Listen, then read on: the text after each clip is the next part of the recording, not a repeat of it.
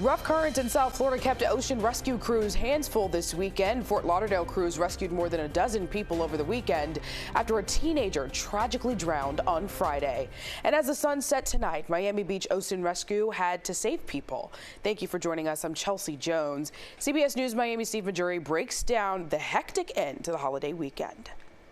Miami Beach Ocean Rescue had to rescue 7 people right as the beach day ended, and Fort Lauderdale had to save 4 people today, and they were busy all weekend. Between 7 and 7:40 p.m., Miami Beach lifeguards responded to 2 different near drownings.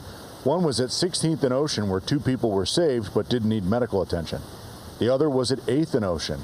Lifeguards rescued 5 people, and 2 of them were taken to the hospital.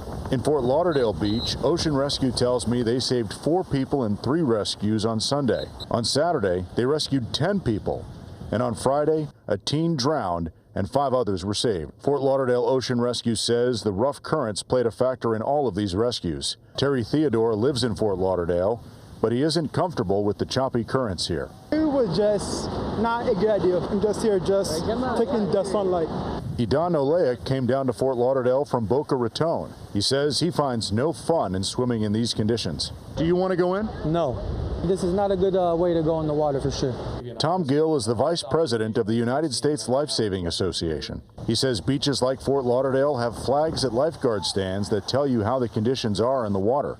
Gill says the ocean's conditions and the flag colors can change at any time. People need to be prepared for that. And just because they maybe been out in the water early in the day and it was really nice and calm, but now you go back and look at it and go, it looks a little bigger than I thought it was. The wind's picked up some.